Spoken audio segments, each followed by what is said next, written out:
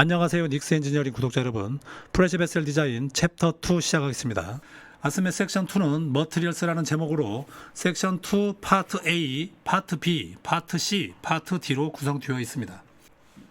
아스메 섹션 2 파트 A는 두 권으로 구성되어 있고, 파트 A는 페라스 머티리얼 스펙시피케이션이라는 이름으로 페라스 머티리얼 스펙시피케이션, 우리말로 바꿔보면 철 재질의 사양서다, 이렇게 이해하시면 되겠네요. 철에 대한 재질 스펙이다, 이렇게 이해하셔도 되겠어요. 시작에서부터 450 머티리얼 스펙시피케이션 넘버까지는 첫 번째 권에, 스펙 넘버 SA451에서부터 끝까지는 두 번째 권에 있습니다. 아스메 섹션 2 파트 A의 목차를 보시면 SA20, SA36, SA105, 106 이런 식으로 머티리얼 스펙 넘버별로 소팅이 되어 있습니다. 스펙 넘버에 따라서 목차만 보시더라도 스펙시피케이션 for General Requirement for Steel Plate for Pressure Vessel, 프레셔 베셀에 대한 스틸 플레이트들에 대한 General Requirement에 대한 스펙이다, 이렇게 제목만 보시더라도 어떤 내용을 가지고 있는지를 이해할 수 있습니다. 자, SA105 Specification for Carbon Steel Forging Piping Application, 파이핑 어플리케이션에 대한 카본 스틸 포징에 대한 스펙이다, 이렇게 SA105는 이런 스펙 넘버로 약속이 되어 있다, 이렇게 이야기를 하고 있습니다. SA530 머티리얼 스펙시피케이션을 보니까 스펙시피케이션 for General Requirement for Carbon and Alloy Steel Pipe라고 되어 있네요.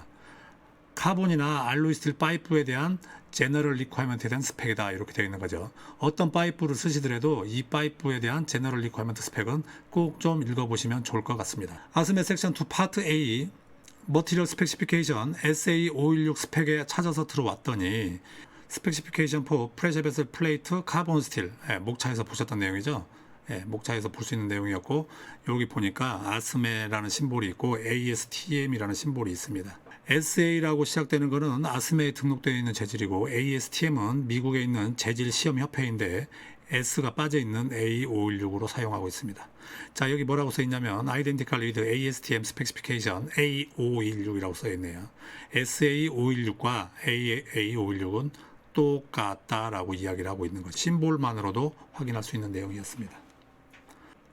자, 516 스펙 내용 안에 왔더니 이렇게 있습니다. 1번 스콥, 516 스펙 안에 516, 55, 60, 65, 70 이렇게 그레이드가 또 나눠져 있고, 텐셜 스트렝스에 따라서, 인장 강도에 따라서 이렇게 네 가지 그레이드로 나눠놨다, 이렇게 이해하시면 되겠습니다. 자, 맥시멈 시크니스 51670은 맥시멈 205mm까지 코드가 인정을 해준다라고 이해하셔도 되겠습니다. 4번, 이 플레이트는 파인 오스나이트 그레인 사이즈가 요구되는 것을 컨펌하고 킬드 해야 된다고 되어 있습니다. 그래서 컴프레스 입력하실 때 파인 그레인 프랙티스를 해라 라고 이렇게 클릭을 해주시게 됩니다. 5.2항 40mm를 오버하는 플레이트들에 대해서는 노멀라이징을 해라 라고 되어 있는 거죠.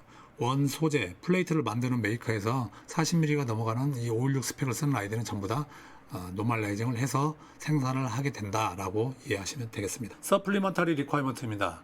말 그대로 옵션 사항이라고 보시면 되겠고, SA56 스펙을 쓰는 아이들은 방금 전에 보셨던 부분까지 코드에 따라서 그대로 적용해 주시면 되는 거고, SA51670 플러스 S5라는 옵션이 붙었다면은 이 재질은 샤르피 V노치 임팩트 테스트를 추가로 해서 성적서에도 표시하시고 도면에도 표시하시고, 물론 물건에도 샤르피 V노치 임팩트 테스트를 했다는 표시를 해서 가지고 오시면 되겠습니다. 몇 가지 재질을 좀 더 보겠습니다.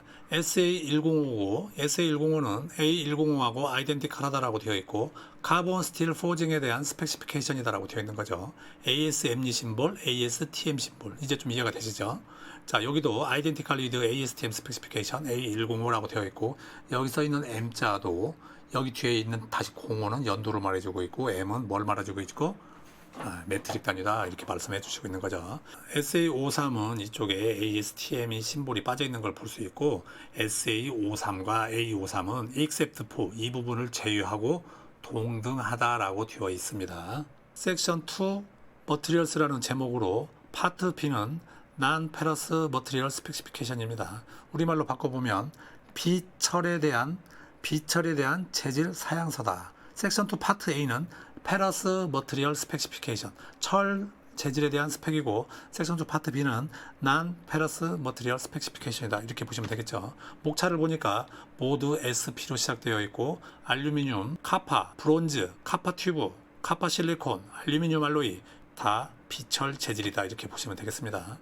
자, 아스메 섹션 2 파트 C입니다. 섹션 2 파트 C도 한 권으로 구성되어 있고 머티리얼스라는 제목으로 파트 C에는 스펙시피케이션 포 웰딩 로드, 일렉트로드, 필러 메탈이라고 되어 있네요.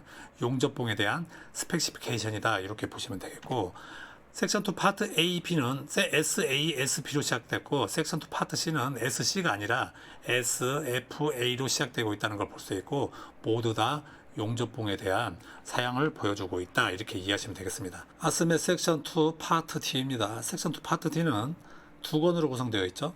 메트릭 단위하고 US 단위하고 두 권으로 되어 있습니다. 아스메 섹션 2 파트 D입니다. 머티리얼스라는 제목으로 파트 D는 프로퍼티스라고 되어 있고 커스터머리 그리고 메트릭 두 가지로 되어 있습니다. 커스터머리는 미국에서 쓰는 US 단위 PSI로 되어 있고, 메트릭은 우리가 쓰는 SI 단위 메가파스칼로 되어 있다고 보시면 되겠습니다. 이 섹션 2 파트 D에서 가장 기본이 되는 데이터는 이 S 값을 찾는 것이 목적입니다. 아스메 섹션 8 디비전 1에 가시니까 이런 공식들이 많이 나오는데, 이 S 값은 Maximum Allowable Stress라고 되어 있고 S라는 심볼을 갖고 있고, 이 S 값을 찾기 위해서는 아스메 섹션 2 파트 D를 보시면서 찾을 수 있다 이렇게 이해하시면 되겠습니다. 아스메 섹션 2 파트 T는 하나의 데이터가 4장으로 연속되고 있어서 이렇게 나인 넘버가 있습니다. SA51670이라는 스펙 넘버 그레이드를 찾았을 때 이 아이는 플레이트라는 프로덕트로 되어 있고, 이 아이는 노미널 컴포지션이 카본 스틸이다 이렇게 볼 수가 있는 거죠.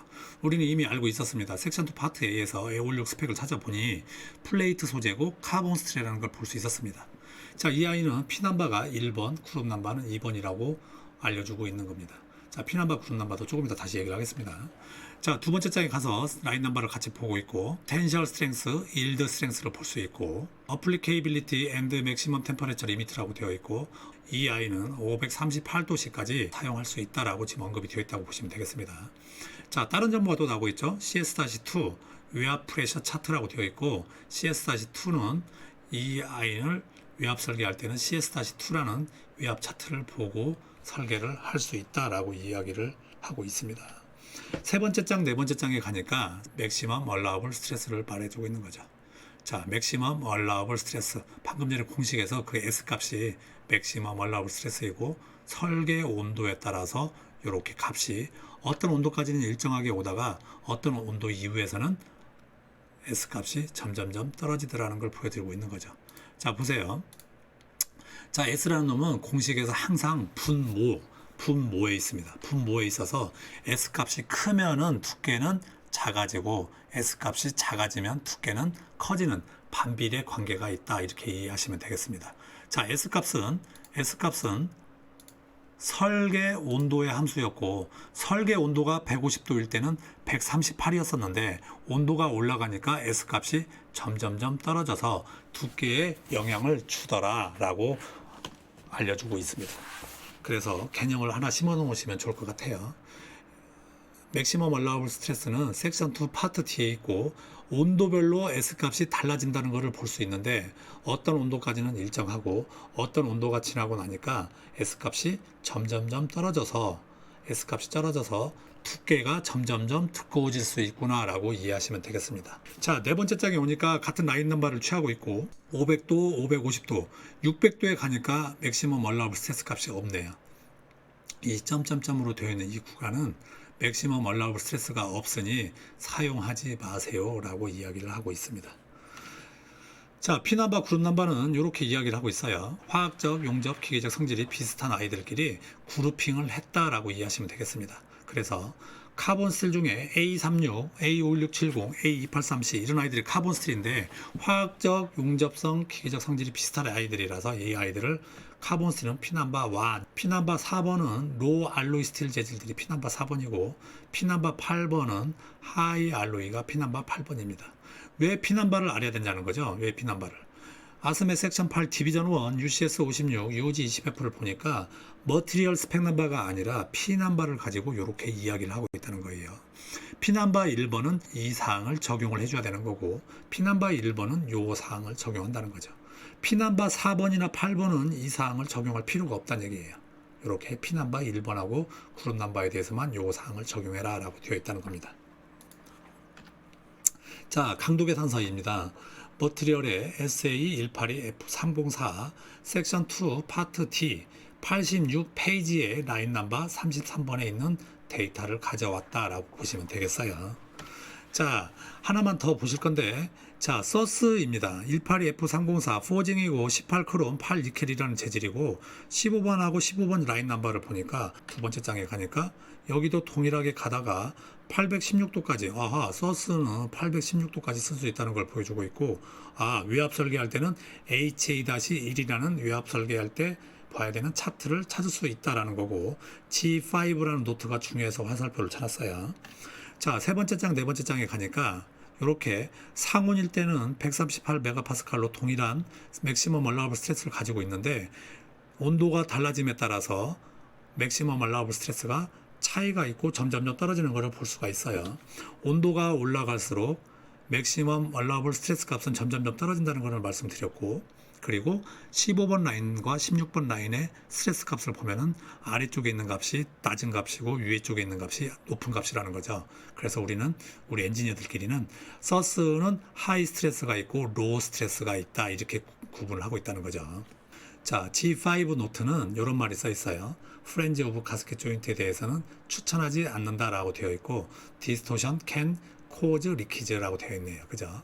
좀 더 멋지고 세계 어디에서도 당당한 엔지니어가 되시길 응원하겠습니다. 부족한 영상 시청해 주셔서 감사합니다.